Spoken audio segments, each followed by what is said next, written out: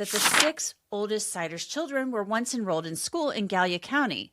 We verified that because long before Gary and Elizabeth Siders were charged with child endangering, the Gallia County School District filed truancy complaints against Gary Siders Jr. and Elizabeth in October 2021, stating that their 6 oldest children had not been to school at all that school year. The school district considered them habitually truant, and the children were in danger of being labeled unruly children, meaning they were disobedient or didn't. In October 2021, the Gallia County Juvenile Court filed 6 complaints against Gary Siders Jr. and Elizabeth Siders for failing to send their children to school.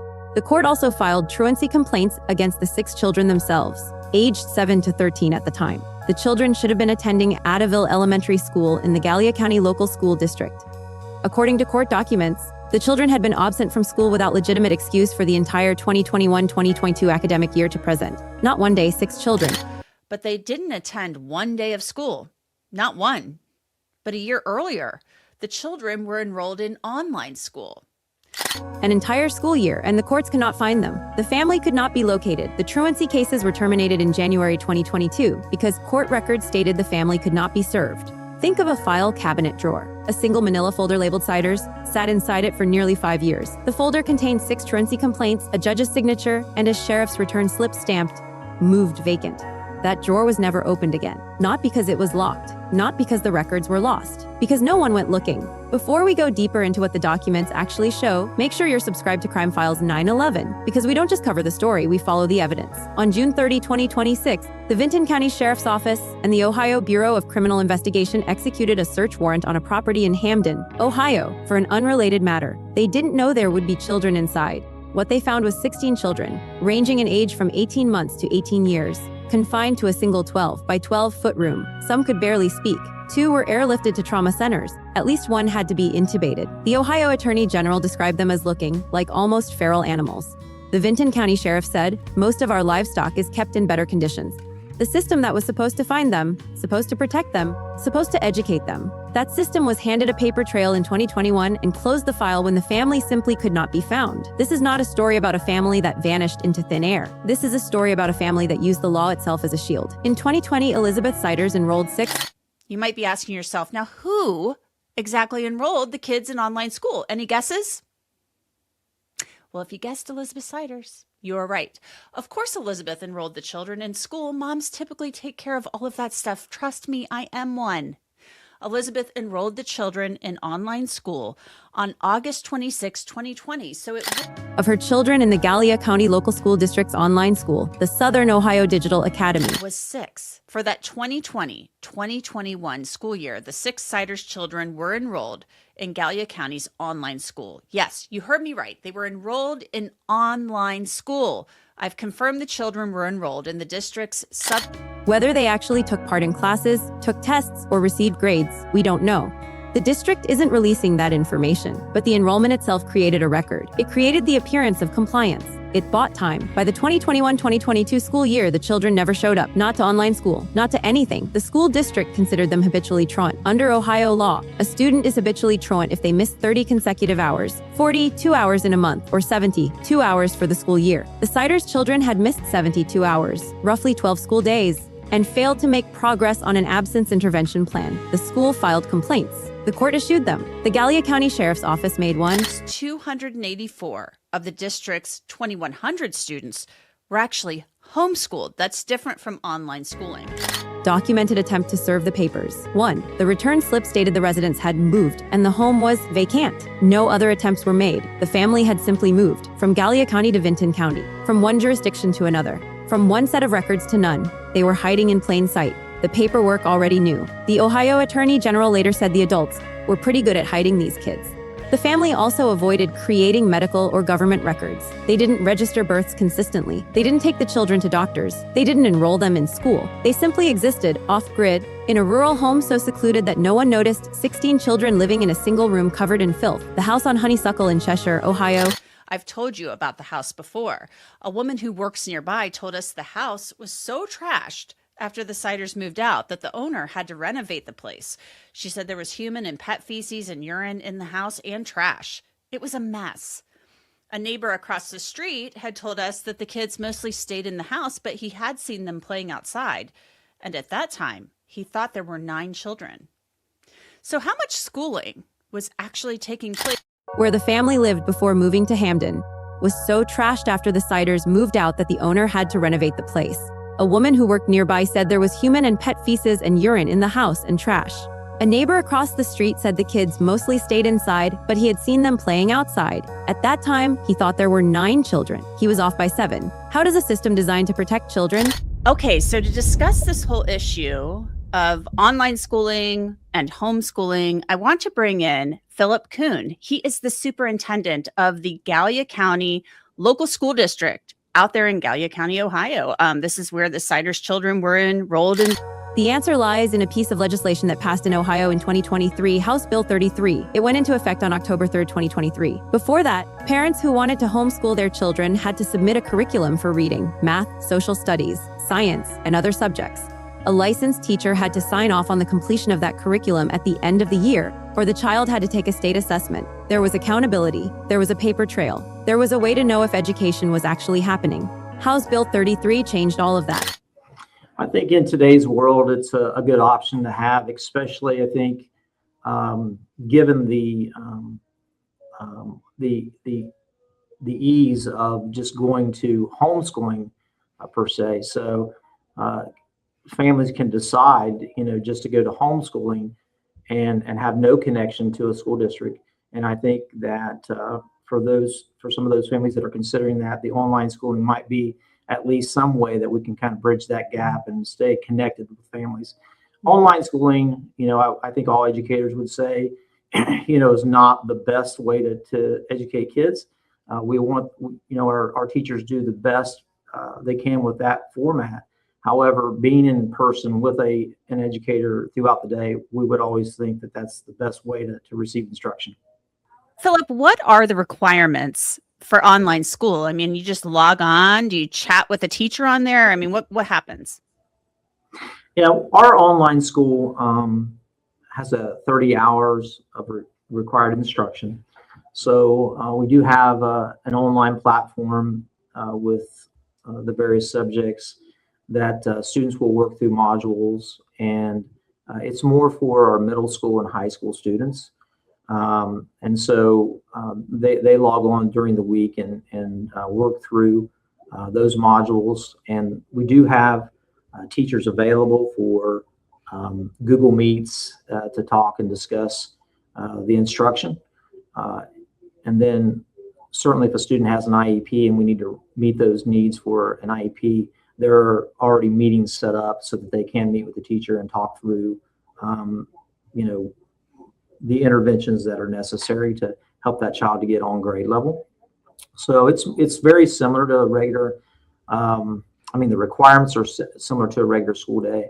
However, I would always say that, being in person in a classroom is always the best way to learn. That way you're getting that, feedback in real time. Many people that are online don't take the time to, or don't take the opportunity to ask questions.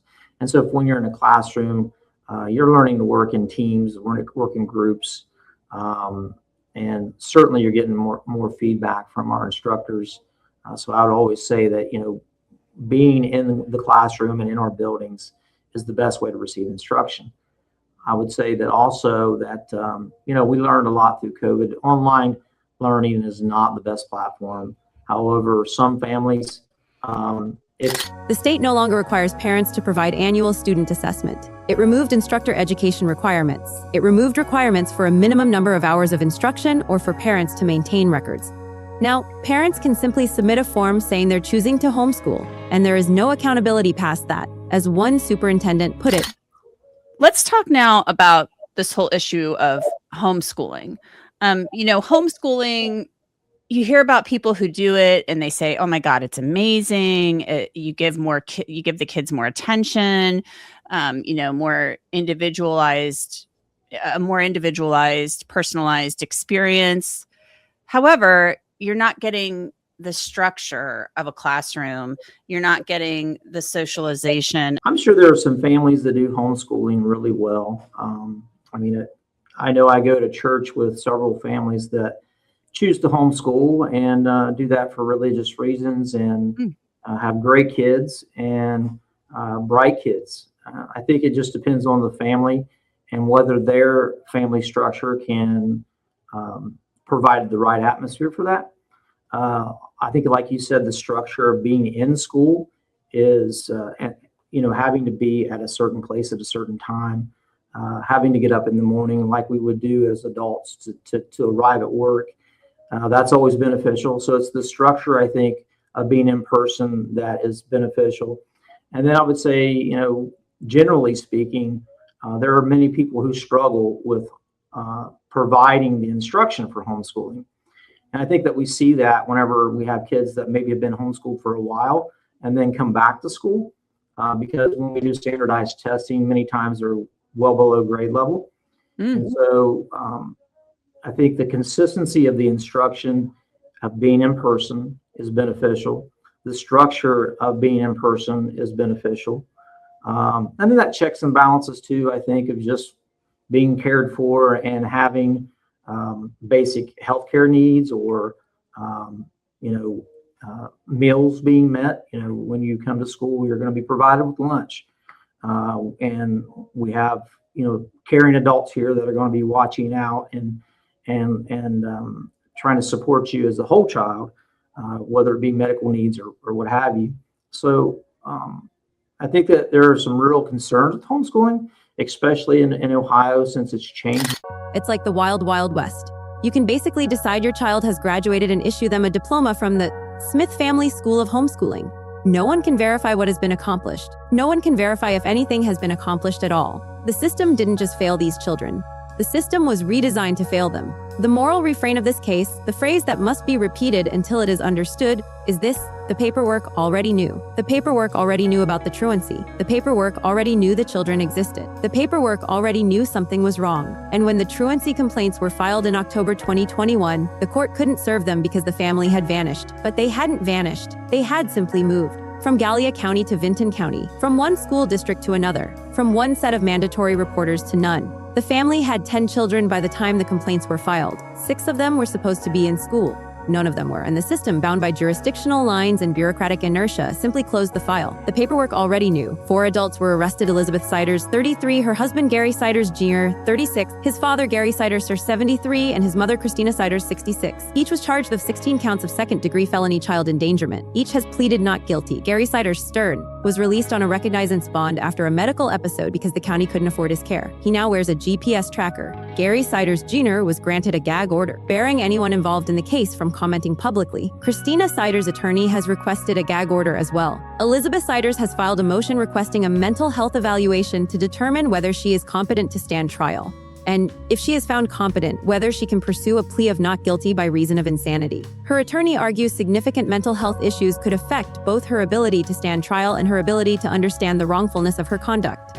Elizabeth Siders herself was married at 15. She withdrew from school in 2008 at 15 to take part in homeschooling. The same year she was married and gave birth to her first child. The cycle of isolation, of hiding, of being unseen. It didn't start with the children. It started with her. The ticking clock in this case is not measured in hours or days. It is measured in legislative sessions. In October 2021, the truancy complaints were filed. The family could not be found. In October 2023, House Bill 33 went into effect, removing the very accountability measures that might have forced someone to look. For nearly 3 years, 16 children existed in a 12 by 12 foot room, unseen, unheard, uneducated, unloved. And the system that was supposed to protect them had been systematically stripped of the tools to do so.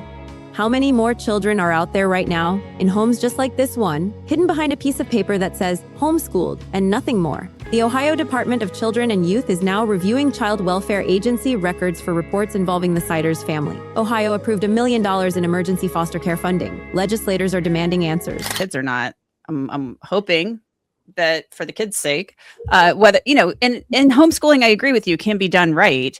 But I'm hoping maybe that number goes down a little bit for you guys this school year. We'd love to see that because we want kids to be here. We feel like we're the best, place to get an education. And, our scores have been indicating that over the last several years. We're having some of our highest achievement that we've had in many years. And so we know this is a place that they can grow and become good readers and be able to do math at a proficient level, which is key. And so again, we've improved in that area, and we know that we can provide great instruction. And again, like you said, they may be able to do that within their families in that home in some cases, but the percentages of that are very low in my estimation. Mm-hmm. State Senator Louis Blessing III, who voted in favor of the homeschooling changes, now says there's got to be more oversight in this. If that means repealing part or all of some of those changes that were made in 23, I'm happy to say, yeah, we should do that. But the gag orders have shut down the public accountability conversation at the exact moment it needed to happen. The Columbus Dispatch has filed a lawsuit with the Ohio Supreme Court challenging the gag order. The officials who found those children are now the ones ordered to be quiet. The systems that never went looking have not been asked to say a word. The gap between what was officially said and what actually happened, that is the irony that defines this case. The system said the children were educated. They were not. The system said the children were safe. They were not. The system said the parents were complying with the law. They were not. And when the system finally tried to intervene, it couldn't find them. Not because they were hiding in a bunker. Not because they were living off the grid in the wilderness. They were living in a house, in a county, with neighbors, with a school district, with a paper trail that led nowhere because no one followed it. This is not a case about whether the Siders' children were neglected. They were. This is a case about whether the system that was supposed to protect them was so thoroughly dismantled that it could not see what was right in front of it. It is a case about whether a piece of legislation, House Bill 33, created the conditions for 16 children to disappear from the world for years without anyone noticing. It is a case about whether the freedom to homeschool without accountability is really freedom at all, or just permission to hide. The paperwork already knew. Now, the question you must answer is this. Go to the public court records from Vinton County Common Pleas Court. Find the truancy complaints filed by the Gallia County Local School District on October 19, 2021. Read the names, read the ages. Read the words, absent from school without legitimate excuse for the entire 2021-2022 academic year to present. And ask yourself this one question in the comments. If a court files 6 complaints against parents for failing to send their children to school, and the family cannot be found, not because they fled the state, not because they changed their names, but simply because they moved to the next county over, what does that say about a system that claims to protect children? This is Crime Files 9/11. We don't just cover the story, we follow the evidence. If this analysis brought you closer to the truth, like this video, share it with someone who needs to understand what happened here, subscribe to Crime Files 9/11, and turn on notifications so you never miss another investigation. The evidence is waiting. The question is whether we are willing to see it.